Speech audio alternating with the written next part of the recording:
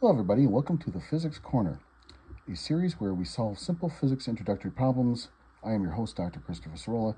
Today we are solving the case of a man trying to swing across a vine in the jungle. Let's go ahead and take a look. So, the problem is this. An explorer runs through the jungle and sees a pit in the distance. The explorer grabs onto a vine to swing across. Our question is this: is the vine strong enough to hold on to the explorer, given the facts that we present to you in the question? So, what we do, of course, is we always list our knowns and our unknown quantities to go along with our problem and our picture. So the knowns are this: the mass of our explorer is 75 kilograms. We will assume that the acceleration of gravity, little g, is exactly 10 meters per second squared, like we usually do to round off. We'll also assume that the length of the vine is 10 meters. The maximum speed at which the explorer reaches during his swing is going to be 10 meters per second. We'll tell you about that in just a moment. And the braking strain, or the braking strength, if you will, of the vine will be 1,600 newtons. What we do not know is the acceleration of the explorer during his swing and the maximum tension that he will exert during his swing. Let's go ahead and find out. First off, although it doesn't necessarily look at first glance like this might be the case, this is a rotational motion or centripetal motion problem. Why? Because when the explorer swings in the vine, the explorer will be going in an arc of a circle. It's not necessary to go in a complete arc or a complete circle. An arc of a circle, a piece of circle is just fine. And while you're doing that, or while our explorer is doing that, he will be experiencing centripetal motion.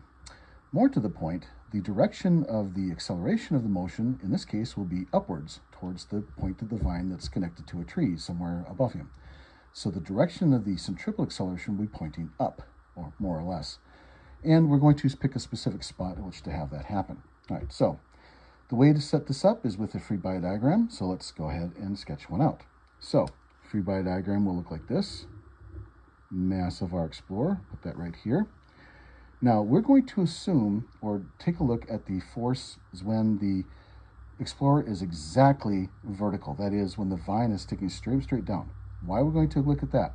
Because that, it turns out, is when we'll have the maximum amount of force applied. At any other point, the explorer's centripetal acceleration will be off at an angle compared to the direction of the tension and won't hit a maximum. So, if we want to reach a maximum amount of force exerted on the vine, we want the explorer to be at that point straight down, or, if you will, at the bottom of his swing, which means tension, in this case, will be pointing straight up, and as always, the force of gravity, mg, will be pointing straight downwards, like that.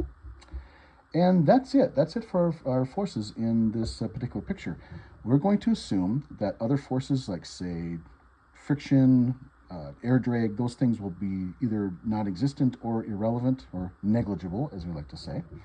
And so we can just simply assume that these are the only two forces that make a difference for our problem. Now, one more thing. Let's assume a direction going upward as positive when we set up our problem. This will come in handy, not only because, of course, tension is going up and weight's going down then, but also because the direction of our centripetal acceleration will then be positive. Remember, it is going along the length of this vine towards the center of the circle or arc of the circle, and that will be pointing upwards. Right, so let's go ahead and do our solution. So the net force, or sums of forces, is what? Well, tension going upwards, right? And weight of our explorer going downwards. And that is it. There's no other forces to worry about, okay? So don't forget our second important step then. We set these equal to the mass times acceleration of the explorer. So with those choices of our directions, we can set up our equation. Now, in this particular equation, we know the mass of the explorer, we know little g. We do not know yet the centripetal acceleration or the tension, which is, of course, what we're trying to find ultimately. So you could do this one of two ways. You could just simply do a solution for the problem and set up that way. But I think in this particular case, it'd be more instructive to solve for the acceleration directly. So let's go ahead and do that.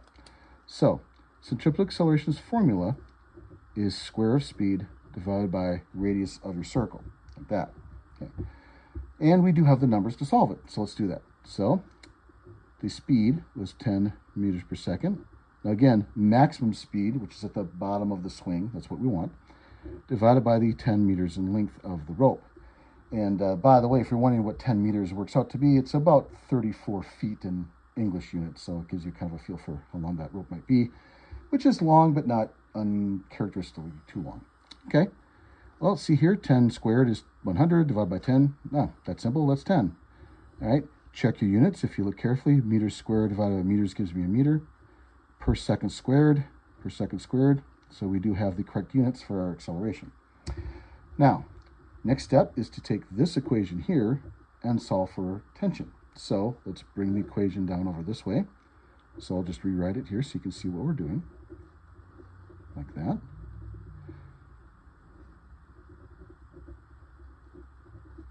Now, you don't have to write this extra bit here, but I did anyway. Okay, so this piece is what we're interested in right there. Let's solve for tension. So if I look at this, I have to add the weight to both sides. So there'll be mg plus ma now on the right-hand side. If I add it to the left, of course, mg cancels. If I add it to the right, then I have mg. And I can further simplify this if I want to by dragging the m out of it because it's common to both of those terms. And it looks like this. Okay. Now it's time to put in some numbers. So tension equals mass was 75 kilograms. Little g is 10 meters per second squared. And I chose the numbers to work out this way for simplicity. 10 meters per second squared for the acceleration. Okay, of course that's 75 kilograms then multiplied by 20 meters per second squared, right? And you could double check me on this. 75 times 20 is 1,500, or if you prefer, 1,500 newtons.